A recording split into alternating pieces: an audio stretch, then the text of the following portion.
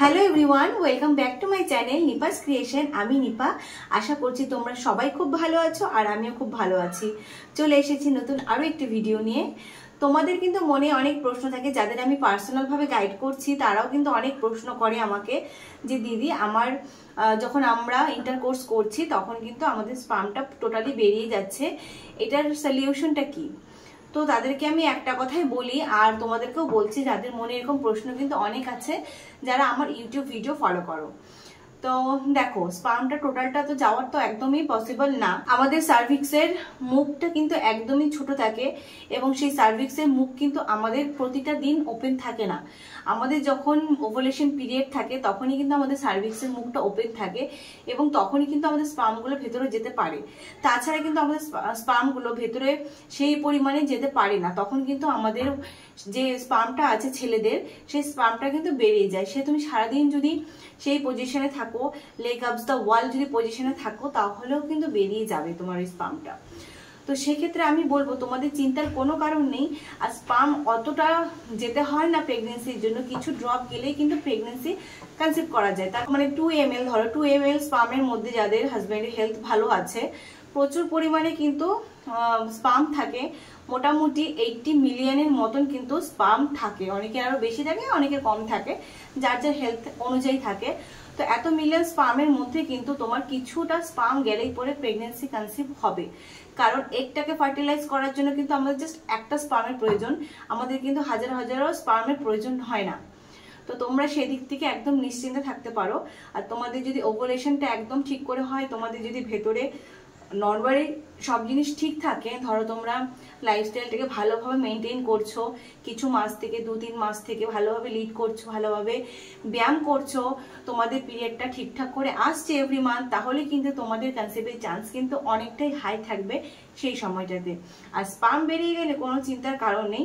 Sperm বেরিয়ে গেলে অত টেনশনই করবে না তোমরা, কারণ যা যাওয়ার স্পাম সেটা কিন্তু পৌঁছেই যায় তোমার ইউট্রাসের মধ্যে। আমি আরেকটা টিপস দেবো তোমাদেরকে আজকে এই ভিডিওটাতে, সেটা হচ্ছে তোমরা কিন্তু যখন রিলেশনটা রাখবে তখন কিন্তু রিলেশন রাখার আগে বাথরুম টয়লেট সমস্ত কিছু কমপ্লিট করে আসবে। রিলেশন রাখার পরে কিন্তু তোমরা সেই জিনিসগুলো করবে না। আর 30 মিনিট কিন্তু তোমরা লেগস আপ পজিশন যে হয়, legs up the wall position যে হয়, সেরকম পজিশনে কিন্তু তোমরা 30 মিনিট করে থাকবে শুয়ে। তারপরে কিন্তু যে কোনো এক সাইড হয়ে তোমরা যদি ওভুলেশন পেন যদি রাইট সাইডে বুঝতে পারো বা লেফট সাইডে বুঝতে পারো, সেই অনুযায়ী কিন্তু তোমরা লেফট অথবা রাইট সাইডে শুয়ে পড়বে।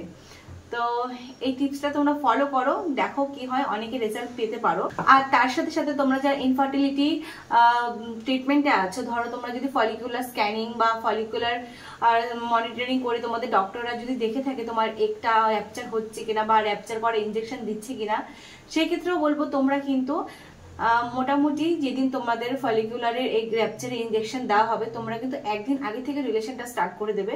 ডক্টররা কিন্তু বলতে পারে যে একদিন পরে থেকে স্টার্ট করো, কিন্তু আমার নিজের যেটা আমি বলবো, আমার পার্সোনাল এক্সপিরিয়েন্সে তোমরা কিন্তু একদিন আগে থেকে রিলেশনটা শুরু করবে। 36 আওয়ার্সের মধ্যে কিন্তু একটা র্যাপচার হয়ে যায়। তারপরে স্পামটা যে তোমাদের ভেতরে গেছে তোমরা সেটা বুঝবে কি করে? কারণ ওভুলেশনটা যদি হয়ে যায়, স্পাম আর একটা যদি মিলে যায়, তারপরে 3 থেকে 4 দিনের মাথায় কিন্তু আমাদের বডিতে ইমপ্লান্টেশনের প্রসেসিং শুরু হয়ে যায়।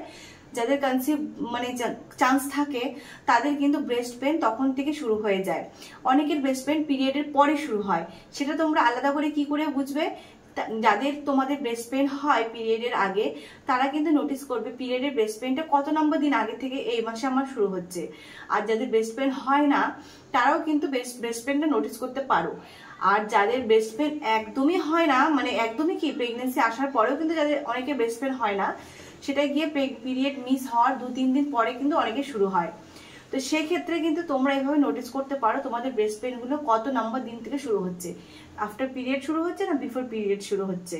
তাছাড়া যে ডিসচার্জের কথা বলবো, এই ডিসচার্জ কিন্তু দেখে তোমরা অনায়াসেই তোমরা বুঝতে পারো যে তোমাদের এই মাসে ওভুলেশনটা পরে ইমপ্লান্টেশনটা সাকসেসফুল হচ্ছে কিনা। অনেক সময় ইমপ্লান্টেশন ব্লিডিং হয় অনেকের কিছু ড্রপ, আবার কিন্তু অনেকের এই তোমার স্পামটা ভেতরে যাওয়ার পরে কিন্তু 4 থেকে 5 দিন পরে জল জল টাইপের ডিসচার্জ হয়, একদম জলের মতন।